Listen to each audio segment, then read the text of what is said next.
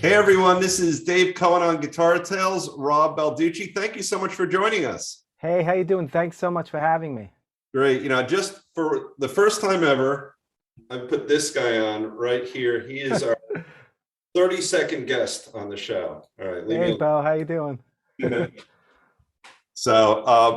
I am thrilled to have you. You are, I think, our second shredder guitar guest. We had the great Steve Bello on in season one, and I think we're in season four at this point now. I had a lot of fun looking around YouTube, checking out a lot of your videos. I know you're really into gear, and as a little bit of a clue, I could just look behind you right now. I could see lots of great gear stuff.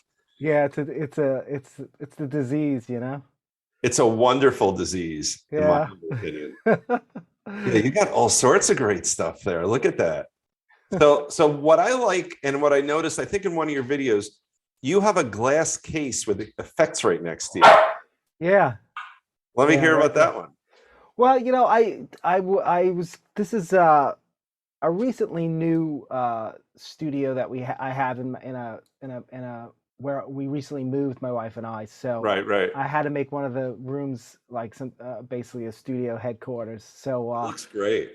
yeah, when we were setting it up, I have so many pedals. I still have some of the first pedals from when I was a kid. So I was like, I want somewhere to put them because in my other place, everything was unorganized. So I said, the new place, I'm starting fresh. I'm going to do it nice. It So, looks great.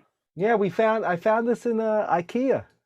I was going to ask, in its regular life or its intended use, what do you think that's for? Is it like for curios, for like glasses? I think either that or it's like somebody that like maybe has a collection of some glasses or figurines or something. Yeah, it looks really cool. I like that a lot. And I had a feeling Bo was going to be a little difficult with this tonight. Hey, before I forget, let's toast each other. I Yes, know you have cheers. some wine with you. Cheers. Cheers. Thanks so much. Thank you for joining us. So I see you've got that rack right there with all the effects. What are your favorite kind of effects that you work with these days? Well, you know, as a guitar player, for some reason, I always had a thing with like overdrive pedals. So I do have tons of overdrive pedals. The newest overdrive pedal that I have that I really do like a lot is the new Vemoram. Okay. It's a Vemoram Tube Screamer. They did a thing with Ibanez combination, and I mean, it sounds great. Oh, that's fantastic. I've Yeah. told this. Oh, go on. Go Go on. ahead. Oh yeah, no, and I'm thinking about stuff that I used on my latest recording. Like I really like the Eventide H9. I use that a lot. Right. And Keeley has a pedal called the Keeley Electronics has a pedal called the Monterey, which I really Okay. dig. Oh, that's very cool. I think I told the story once on Guitar Tales. As a teenager, I found somewhere a 1 watt amplifier, and I figured out a way to connect it to an AC current. I built an input and an output with quarter-inch jacks, and I basically built a 1 watt amplifier that I used as an overdrive. So I sort of built it like a guitar special effect, but what I was really doing was, getting the basic input from the guitar, which isn't boosted, and then exporting a 1 watt signal, and then taking that 1 watt signal and putting it fresh into the input of a guitar amp. And no controls on it. That's all. It was just you either used it or you didn't, and it worked great. Yeah, I mean, low wattage stuff sounds really good, and you probably got a nice like a natural like overdrive in it if you pushed it a little bit farther, It right? did. It was beautiful, and I just love the whole concept. But there was a time before you and I were born, or maybe when we were first born, where there was no such thing. You know, Yeah. And then at some point, the Kinks, I think Ray Davies used to slice his speakers up to create some cool sound. Jimmy was playing with his Sun amps and his Marshalls and all that.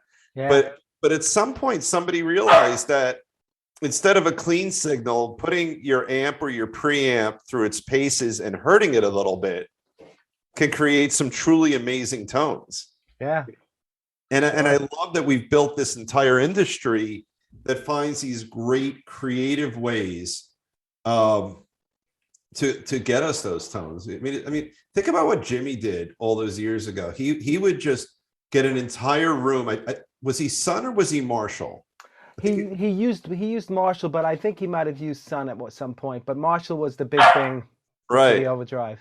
right. And then he would, whatever, however many decibels, I'm sure had he lived, his hearing would have been worse than Pete Townsend's. Yeah, And just to create that sonic internal noise with the feedback. And the louder the amp is, the louder your strings vibrate, and then it goes back and forth. Or even just putting your guitar in front of your amp to create feedback. yeah. It's very cool. And I love that you're into the science of that and all the different tones. Yeah, well, there's that one aspect of it, but there's also what you were just bringing up about small watt amps. Like, I think I was reading something about, everyone's got to be a Jimmy Page fan. I was a big Jimmy Page fan as a Yeah. kid. So, like when you listen to the first record and Communication Breakdown, you think that's like, it's a big amp, but it was a little Fender, amp, Oh, really? I 112, didn't know yeah, that. like a Champ or something like that. Well, I heard that I read as a teenager again, someone had told me, or I read somewhere, that Champ amps or the little Princeton amp Yeah, were in more recordings than almost any other amp, like in the studio. yeah, Because there were eh, these beautiful little, whatever, 20-watt tube amps, I'm assuming with a 12 or a 10, right. that just created phenomenal sound, absolutely phenomenal sound. But yeah, I love you put them through their paces. I haven't heard anything since the Kinks about actually, other than a Leslie where you move the speaker. Yeah, The idea of literally slicing up a speaker is pretty creative. Yeah, yeah. it's really good stuff. I apologize for the pooch right now. He's Oh, it's very jealous. Um, and then, now, what do you have on the rack next to your pedals, the rack next to or not to the right there? Yeah, what do you have yeah. on there? So those are heads that I've had, that I've accumulated over the years. So there's a Cornford amp on the bottom. Right. Then there next up is a Soldano, the Hot Rod 50 plus. Then you go up again, and it's it's like an Mesa Boogie amp switcher. Oh, really? Yeah, there's a Egnator there that I borrowed from a buddy of mine. Then on the top is a Mesa Boogie mini rectifier, and next to it, if you could see that white at the Yeah, I can. top, that's a Brian May like mini head that he came out with through Vox, and they don't make it anymore. It's I would it's love to hear about that. And I also want to talk a little about Boogie because I've mistold on this show a number of times the origin story of Mesa Boogie. I know it's something like he played a trick on a friend by putting basically a Marshall into a Champ amp or something like that. Do you know the real story of how I, Boogie started? I don't know the real story. I just know that I just know like from talking to people that do amps Right. and stuff. I'm not too much on the technical end of that, but I Right. do know that supposedly it's it's based off a Fender amp, I think, Right. That's what I had and heard. then he just kind of modded it. Yeah, and the idea, I guess, is that you have a gigantic amp inside of a little amp. Like all the it would be like putting like a Corvette 450 engine into a Pinto or something like that. That's my understanding of it. Now, tell me about the Brian May amp, because I was actually going to bring him up a moment ago. You think about Brian May, who is just a wonderful guitar player, but a technological genius. And who's the guy who created the Rockman amp from Boston? Who's that Oh, again? Tom Schultz. Yeah, right. Schultz. Right, right. And you got like Schultz went to MIT. Yeah. Like, yeah, just brilliant people. So what is the Brian May amp? Because no one has duplicated his sound as far as. No, this was something that Fox came out with a couple of years. It was a while ago. I had maybe 2000, 2004, something Right. like that. They came out with this little lamp. But basically, what it's supposed to do is it's supposed to replicate his treble booster, so you could use it actually somewhat to what you were saying before. So you could use it. It's a very small watt. It's a low watt. Maybe it's 5 watts. I don't know. Right. And you could actually run it into an amp as a gain stage. So and like to boost an already Uh, overdriven amp, or you could use it by itself, and it sounds like great. Like if you plug that into a 412 bottom, it sounds like amazing. Wow, And that's pretty. it's only volume and tone, nothing else on it. Oh, I love it. Yeah, There's something at Brian May, like, every so often we get these guitar players. I mean, obviously Eddie's in that class too, where they, not forgetting their virtuosity on guitar, where they come up with these tones that are just so amazing and so interesting. And yeah, Brian May, did with Queen, it's just outstanding. yeah. Uh, so let me switch gears a little bit. Let me talk about you. I understand you might be a guitar player. Yes. So when did you start? Are you someone who started in like grade school, a little later? Yeah, I started, you know, basically I was introduced to the guitar by my I have three older sisters. So my oldest sister used to play like on a Sokovia acoustic guitar that she Oh, had, really? and I Like, I will teach you how to play guitar guy, right? yeah, well, she it wasn't really pushed or anything. I saw her playing, and she used to sing at like family things, and I think she might have did something like a church thing or something. Okay. And I started to, interest in it maybe around 8, 9 years old, and then like maybe 10 or 11 years old is when I really started to have an interest in it. So that's Well, really that's kind great. of when I started. So that's nice and young. I mean, we've had some people on who started as teenagers or even young adults. Yeah, But that's fantastic. And yeah. when did this? I'm going to ask you to put humility aside for a moment because I know you're a shredder and I know I've watched. When did you sort of get the sense, hey, I might be pretty damn good at this? At what age were you feeling that? Um, well, to be honest with you, I come from like school of that you can't really have an attitude that in that way that you think that you're good or something. There's two ways. I learned this I from a appreciate that. teacher. I learned this from a teacher. You Yeah. have to have confidence and you have to believe in yourself because when you're playing in front of an audience, you have to, if you go up there and you have no confidence, you're not going to be able to do it. So Right, right, right. that's one separate thing. And that's like, a wholly totally separate bag. And then there's the other thing about, having an ego or something about how you play. And I think that's any musician, not only a guitar player. I think that's the worst thing to do because if you think Yeah. that you're that good, then you never learn. And to me, I'm learning something new every day. I teach a lot. I mean, one of the things about teaching is I actually learn from a student, you know what I mean? Because Mhm. everyone looks at the guitar a different way, which I think is an amazing thing. So Yeah. if I showed you a blues pattern and I had a blues pattern, we had a kid here, a blues pattern, you're going to play, even though it's the same notes, you're going to play something different. He will, I will, and that's the magic.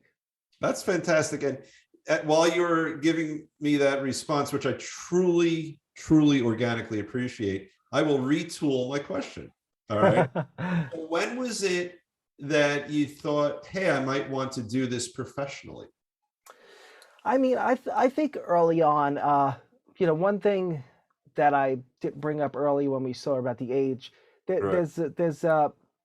when I was around, I think 10 or 11, I actually came down with type 1 juvenile diabetes. Oh, wow. So that was sort of like I came down with that, and that's sort of when I started to get into the guitar, and that kind of was the guitar was sort of my escape, So it was really like all I kind of did for the first couple of years, when I was doing it, from instead of going out, I would be sitting home 14, 15, come home from school and that's all I would do, for years. So at that point when I saw that, there's something about uh learning an instrument, any instrument really, there's a focus that you have to put into it. And I Right. think that's why I think that music is so important, even with regular school stuff, because Absolutely. playing an instrument, there's a certain focus that you need, and if you apply that focus to your grades and your schooling, it definitely you can adapt that to your scholastic stuff.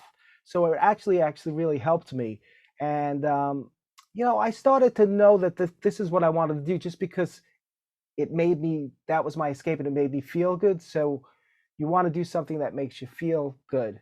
So Yeah. I kind of knew early on. So one of the things I like about that story is that you took what was and certainly could have been an adversity in your life, which is the diagnosis of the diabetes. But then on some strange level, the diabetes took care of you Yeah. and sort of forced you, to be, potentially more sedentary or maybe just sort of focused on your health more than running around and being more, say, physically or outwardly active. But then it gave you this amazing gift. It literally gave you the gift of music. You know, Yeah, for sure. Definitely did. that's super cool. And then now in high school, did you take the route where you were in bands and doing the cover tunes and all that kind of stuff? Yeah, I was in a band early, so I was in a band at like 14 years old, Okay. and everybody else was older than me, like 18, in their 18 and 19 years old, and we started playing around, and I really, they wouldn't allow me in the venues, so I had to Right. bring a chaperone. So my father used to come with me all the time. He Oh, would that's drive me, he would fantastic. be the chaperone. So that continued for years because you know, I was playing for a while. Um, Well, are you a Jersey guy? Are you from New York? Queens, Yeah, Queens, New I York. heard a little New York in here. My family's from Brooklyn. Okay, Um, but yeah, so I'm thinking you look younger than I do. So by the time you're of age, everywhere it's 21, right? right. I was chasing it when I was 18. Let me think. When I was 18, they lowered it to 19. And right before I turned 19, they raised the drinking age to 20. Then right before I was 20, they raised the drinking age to 21. So I kept chasing it, but I had a fake ID, so that helped. But Yeah, um, but yeah, so if you're in a band at 14, so that's 7 years yeah, that you can't legally, at least on your own, be in any of those venues if they had alcohol. yeah. My father would take me everywhere. That's excellent. He was very supportive. Both my parents.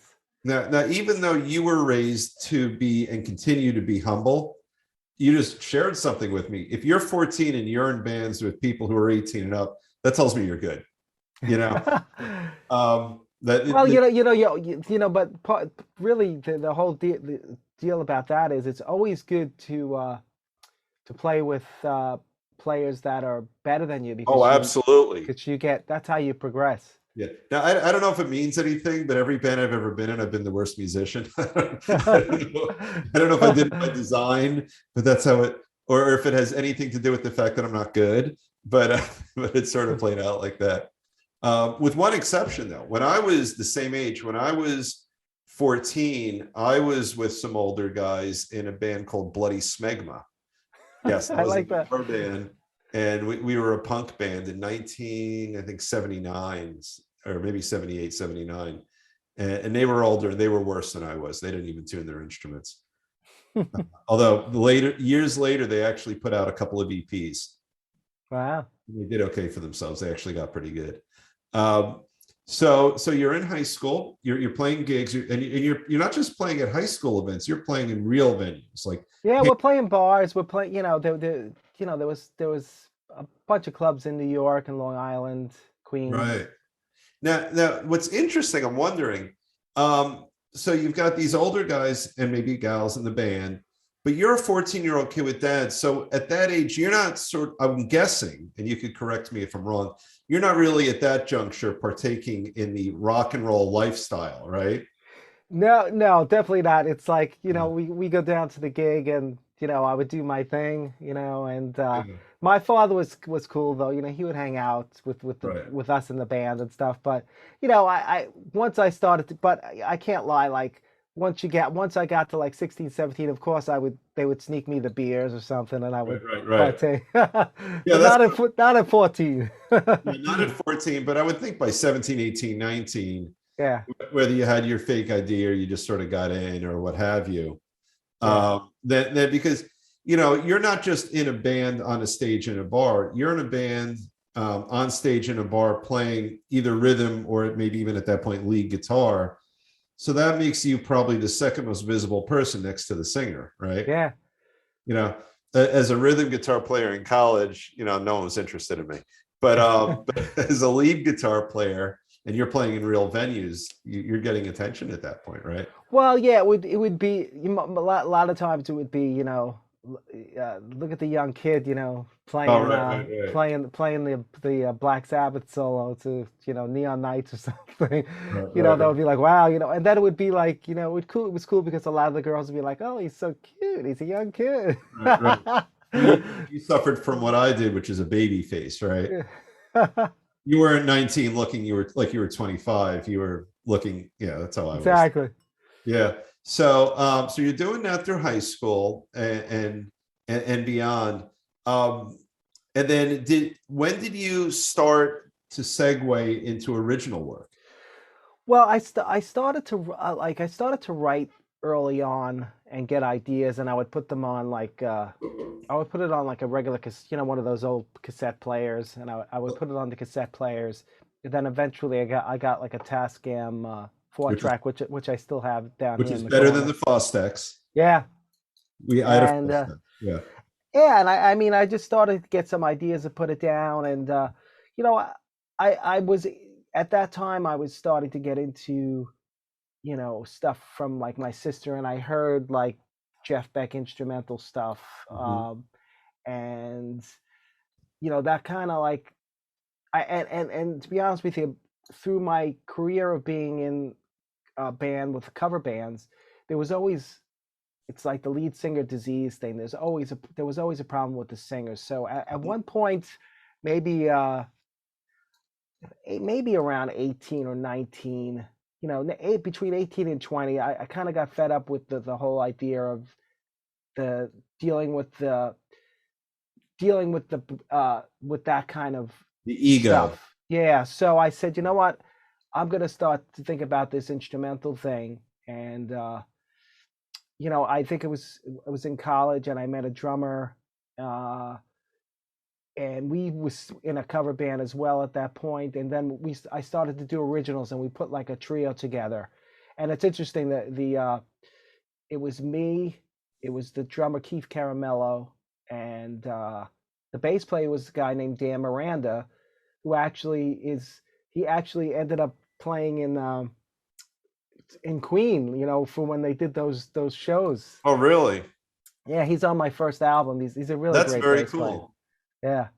So I mean, I started to get the itch to do the instrumental thing, and that we call at that point that the name of the band was called Max, and then I ended up changing it like around 1990 something.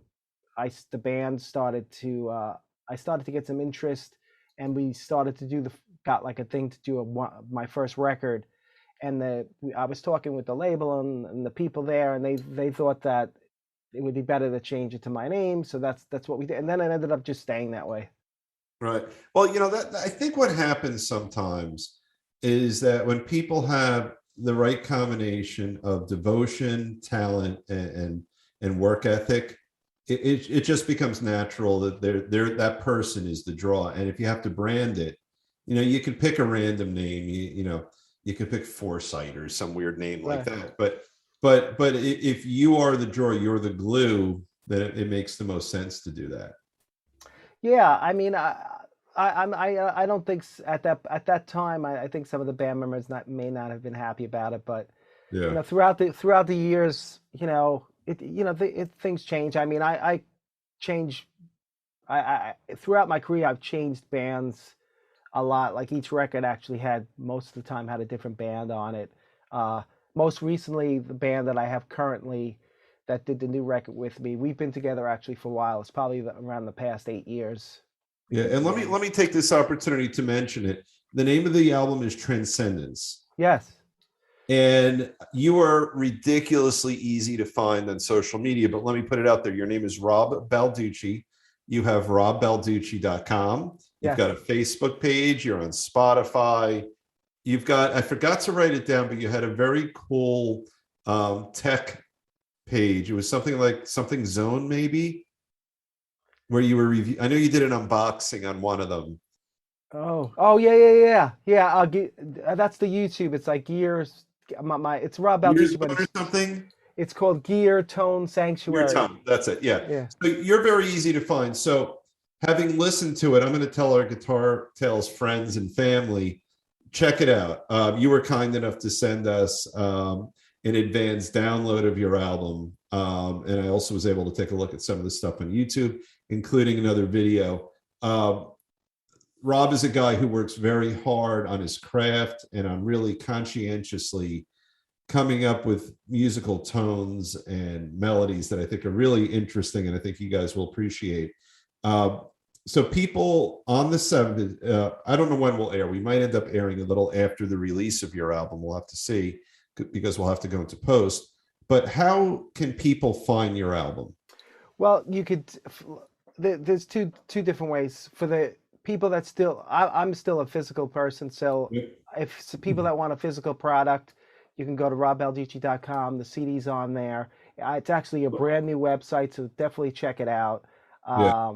And I have like things on there where you could buy the new record and you get like some of the other, a couple of the other records that I've done before. You can get them almost like at half price if you do a bundle. So definitely check that out. Okay. And then of course, let me cut you off. When people look up Balducci, it's R-O-B. I'm looking at my notes here. You can see my eyes are getting averted. R-O-B, another B. So ROBBALDUCCI.com, right? yes. Okay. Yeah, So when you look up Rob Balducci, it's two B's in the middle of that. But go on. Yes. So that's where you can get the physical stuff. And then, of course, nowadays, you can, as of the 7th, January 7th, you'll be able to get it on the download sites. It'll be on Spotify. It'll be on iTunes. It'll be on Amazon. And, there's a tons of other ones, but it'll be on all of them. That's fantastic. So you know what I'm thinking of right now? Talk to us a little bit about what it means in 2022 to release, and I'm doing the air quote for those. We do a podcast too, so people might not see it, but I'm doing an air quote here. An album compared to what an album meant, say, 15, 20 years ago, because they're very different animals. In terms of your life as a musician, making a living off of this, right? The experience of someone who is a consumer of music, right? Right. What does it mean to you right now to release an album? Well, to be honest with you, as an artist, it hasn't changed. I mean, you work on something. Each one of my records is like I see it as a time capsule of a certain period in my life. Right. So this captures the new album. Transcendence captured a certain period. I'm an independent artist, so let's get that clear. It's like I'm not like and that's exactly what it is. I'm an artist. I'm not doing this. If I would have gotten into this to make to be a lot of money, I would have quit a long time ago. Frank Zappa said once, if you watch that new documentary, I always think about this, and he was like, if you're going to be an original artist, and this was back when he was starting out, you want to play original music, you better have a backup day job to go with it, because it's very hard, especially at doing instrumental guitar rock. So, it's the same for me, because it's releasing my art. It's releasing stuff that stuff that's very personal to me. It's kind of my style that I feel that my music has a very personal edge to it, which I think is good, because there's an emotion involved in the writing. It's shred, but it's really not shred. Guitar World did a quote for my first record, and they called it hummable shred. So basically, it's melodic. You know what I mean? And it's written like there was a singer. So that's that end of it. As an artist, it's great. I'm always excited to release new music. Now in 2022. It's kind of a different story, because you got the whole thing where you're not really making that much money from all the streaming stuff. So I mean, I don't know. I think there might be a change in moving forward, and maybe the way the music community deals with this kind of stuff. Because right now, I mean, artists are not making money off of streaming. I did recently, something to talk about is I did get involved with this new website that I did. and it's done through a company called rewardmusic.com, which Okay. was a company started by Dweezil Zapper and a partner. And basically what it's supposed to do is it's supposed to put the money back in the artist's hands. So when people go to my website and they buy the stuff, it's going to me. And if you sign up, you get like breaks on stuff that you buy. And eventually what I'm going to have is I'm going to have the download stuff to be able to download directly from my website. So the money goes directly to me and you don't have to share it with Spotify and all these people. Oh, that's interesting. So, I mean, I think that's probably the way it's going to go. The only thing is it's a catch-22 because right now anyone can really release a record the way things are, and you can get it on all these streaming sites. But if you're a huge band like, I don't know, I'm just saying Metallica or something like that, they can release the record, not go through any of these streaming services, put it on their site. They got millions of fans. They go and buy the record. They make money. Yeah. So it seems like the new artists always get screwed somehow, whether it was back in the heyday when you signed this horrible record deal and you didn't get paid, or now you have this new thing where streaming and you can't make any money. Yeah, you're right. You're right. So it's wrapped in a different paper. Yeah, you're right. You're right. So I can't avoid. So I want to keep on this topic, but you just made me think of something pretty funny. You've mentioned Frank and Dweezil. What popped in my head when you mentioned Frank, I spent about 8 or 9 hours with Amit in LA in a limo and the Playboy Mansion. Oh, that must have been funny. He's a character, right? Yeah, he was the character. Yeah, with a bunch of other people at an album release party there was an MTV VJ who was about 1,000 feet tall. He was some guy he was like 6'6", and I went to the Playboy Mansion for an album release party with Amit Zappa and a handful of other people. But anyway, so it just popped in my head. So that's funny. Yeah, that must be a nice story. It's a fun story. But back to what you're saying, a lot of thoughts about what you're talking about with streaming. My first thought as you're talking about it, if we go back thousands of years, right? Artists, whether they're painters or musicians or poets or what have you, like you, they're creating their art simply to satisfy that internal artistic need to create, right? Yeah. And part of me wonders if the robbing artists like you of the ability to make money out of the simple act and the complicated act of creating and disseminating art maybe makes it more pure. Yeah, I know what you're saying. It's true. I mean, there's I don't know. I play guitar, but I consider myself, that's just my instrument of choice. I consider myself a songwriter. So the thing is, if you could write a song and say, hey, I want to write a song that's going to be, hot to what's going on in the world today, and I'm going to listen to the radio and come up with something. To me, that's like it soils the integrity of it right away. It's horrible. Yeah. So the cool thing I think about my music is, and I think a lot of instrumental. I think the cool thing about instrumental is it's a universal thing. So you don't have to have you don't have to know the words. So and someone in Italy, somebody in Sweden could listen to it, not worry about the vocals. But if you could pick up the feeling from it. Feelings. Everyone has emotions and feelings. So I think it's kind of a cool concept. Yeah, and every so often, someone taps into lightning in a bottle. Like I'm thinking like Frankenstein, right? Yeah. And then what was Jeff Beck's most popular? I own the album. I can't think of his really. Yeah, off of Blow by Blow, probably. Yeah. I can't. But every so often, and I think it's a higher task because you can't sort of take a shortcut by grabbing an easily memorizable refrain. I'm thinking Queen, Another One Bites the Dust, right?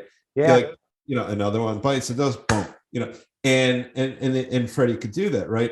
But you have a harder task because you have to take a look at your guitar. You've got your 6, maybe 7 strings. You've got 20 to 24 frets, and you got to figure out a way to combine those to come up with something that's emotive and memorable.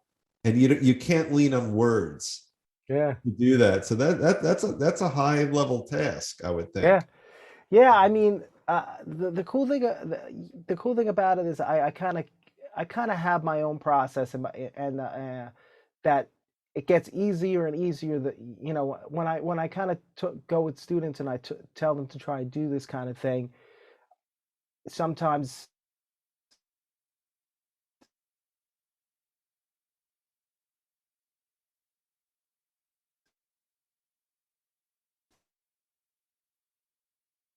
the thing that I come up with, and then I kind of hone Oh, in on that cool. and try and write something that with from the inspiration. So like I could give you an example Yeah.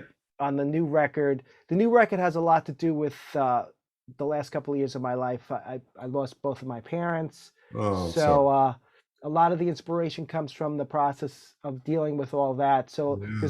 there's one song called "Life Is Precious," and I basically came up with the melody and the title from like being with my father when he was in the hospital. I was in there a lot with him, and we would maybe they wanted to do something else to try and help him, and I was like the person that they went to. I forgot the term, but they would my approval they had to get. You, you're, So you were the healthcare power of attorney. yes, yes. So they were so You're being I interviewed by a lawyer right now, so I know these things. So yeah, so so I'm they would. sorry you had to be in that position. Oh yeah, but he wanted it that way, so it was good. So Okay. Okay. they would come to me and they'd say, "Listen, we want to try this." So I would go to my father, "Hey, and I was straight with them, and I would say, "Dad, listen, they're gonna have to go into your leg and try and open up the vein. If they don't do that, it's probably gonna get infected, and in the long run, you're going to go into hospice and you're going to die." So I said, either we go that route or we go and we try and fix it. I said, "What do you want to do?" And it was always be like, he would say, "Robert, life is precious." He says, let's go and try it." And this happened like a bunch of times where we would try this thing, and I would say, "Dad, we could give up, or do you want to go?" And he would always come back with that phrase, so it stuck in my head. And then Wow. that's what the song, that's why I named the song that, and that was the inspiration. That's nothing short of beautiful. No, Good for thank you. you. Good for you. So I So I love that. I love and I love that you pour that into your craft and your art. And it's interesting. I'm looking to your right, my left, into that little case. And when you were trying to convey those feelings, those emotions, those thoughts, it makes all the more sense that you're not just picking one special effects box. Because if you're doing this without a vocalist to just simply say, I feel like this because of that, right? Because you could do that with lyrics. One can do that with lyrics. right. You have to do it purely with the sound that comes out of your guitar and your amp and all that. So when I'm looking there and I'm probably seeing about 10 or 15 special effects boxes, you can pick a very specific tone or experiment with a few times and say, this one matches how I'm feeling in this song in this moment. Yeah. So Yeah, it makes yeah, sense. I mean, that's the cool thing about nowadays where you're able to do the stuff like I recorded the guitar part. Everything wasn't recorded in here. All the guitars were. So I could like, without having to worry about breaking the bank because of studio time, I could sit here and Yeah. say, "Hey, this song I want it to sound like this, and how am I going to get it?" And I could fiddle around, get the sound, and then and that's what's cool, I think, about the new record, is that there isn't like each song has its own vibe because there was Yeah. different stuff used on it, which in the old days I remember going in, when I first my first 2 3 records, because we were in a big studio and you had to pay, it would be like, I got a lead sound, let's do the leads for the for 3 tracks. Every track, right? Now it's like I get to mess around, so in the at the end result, I think is a nicer. I wonder if you'll know better than I, are studios hurting these days because, people can do what you do in a home studio with an Apple or whatever, or Yeah, what? I think like in Manhattan, there was Avatar Studios, which is a Power Station studio, they ended up not doing too well, and I think Berkeley ended up buying them, and they're doing Okay. like teaching through there. The Hit Factory, which is another big one in the city, closed. So I think some of the bigger studios, and this is just New York, so I'm thinking all around the country are closing. But I think like, for this platinum selling artists that sell a lot of money, they have the ability to go in. Like John Mayer still goes into the Power Station and he wants to record there, but he's got the money to do it. Is that, by the way, the same studio where Robert Palmer? Yeah. That's what he named the album after, right? Yeah. Yeah. Okay. All right. Making sure I have my history right. Okay. Yeah. It's a great studio. Oh yeah, that's very cool, and it's interesting because for how all of us can lament what's happening with technology and social media and all that. A lot of it is a great equalizer. Like I'm gonna look at you and guess that you're probably 41, 42. Am I close? You're in the territory. I hit my age after I turned 30. I said I was never going to be any older. That's all right. So all right, it's all good. So I'm an old fart compared to you. I'm 57. If all goes well, I'll be 58 pretty soon. So, who would have thunk, if you were my age, let's say, even your age, let's say, 25 years ago, who would have thunk that you could put out a product like you can put out in 2021 or 2022 with that level of sonic quality, basically free once you buy, relatively modest equipment. Yeah. I mean, you could, there are people who are recording movies on an iPhone. Yeah. I mean, Apple tells us that. I don't know if it's really true, but that's what Apple says, and I'm afraid to contradict Apple. They might kill me. But but certainly, if you have iMac is the standalone. What do they call the laptop? Is it the Mac Pro? Mac Pro. That's my kids have that. All right. So if you have a Mac Pro, you buy the right software and a decent microphone, and the effects you have. That's like 2 hours of studio time 25 years ago. Oh yeah, yeah.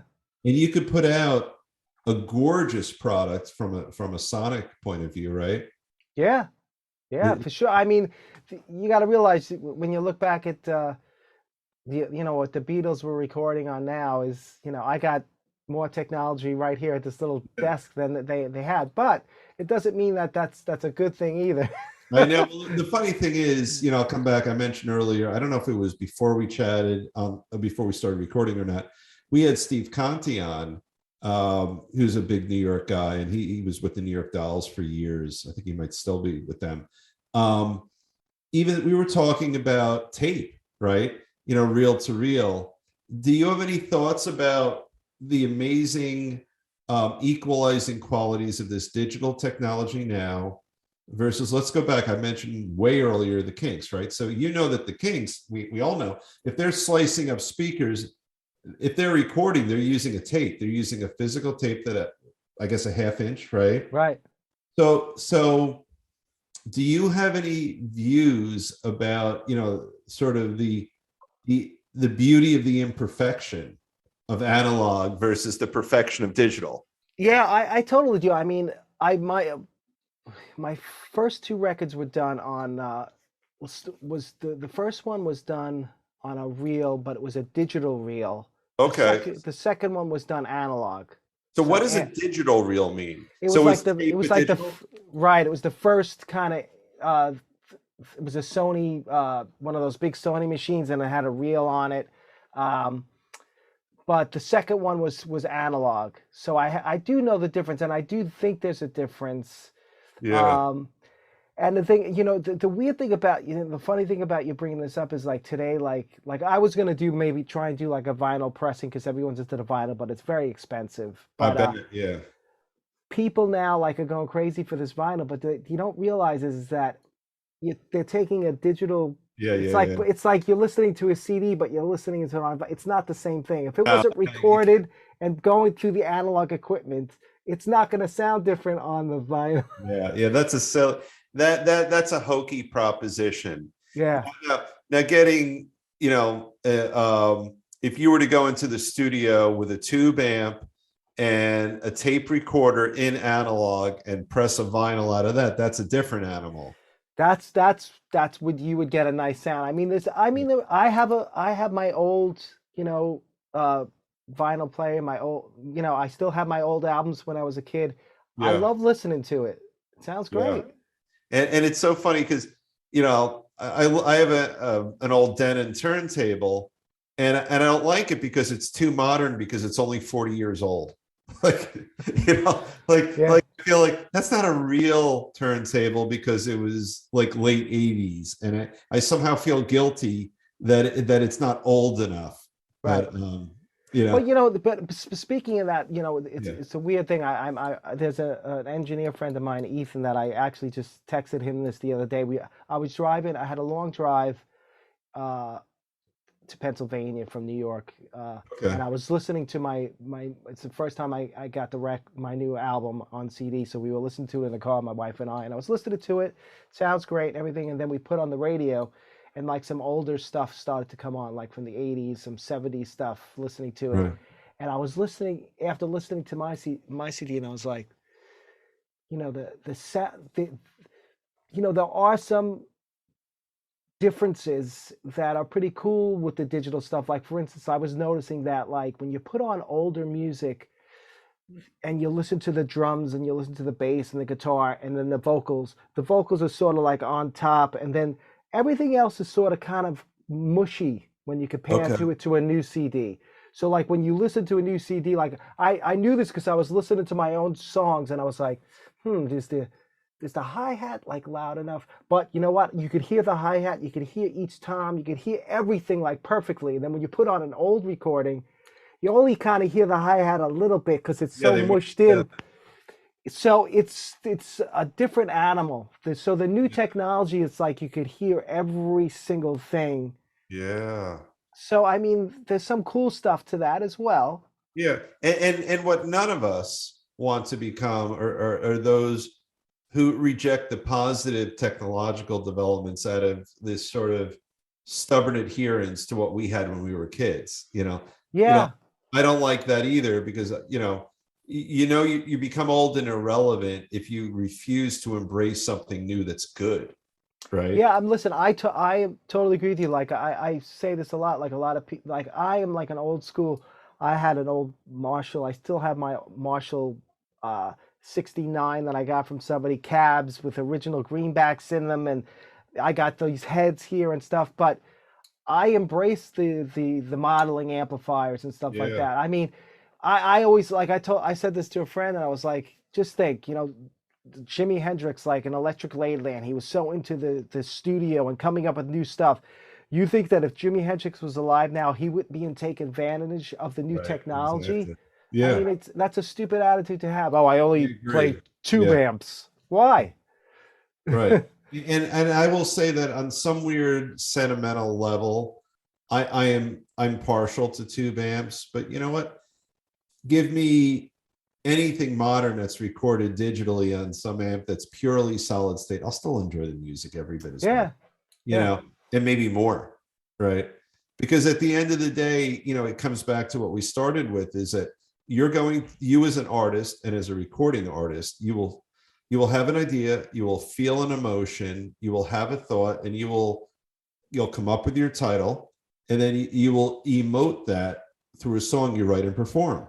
And whatever best allows you to communicate those feelings, you could have on one tune, you could say, you know what, I'm going to use my old boogie tube amp on part of it, and I'm going to just go right into the board for my lead, because that'll sound better and convey the way I feel better. Right.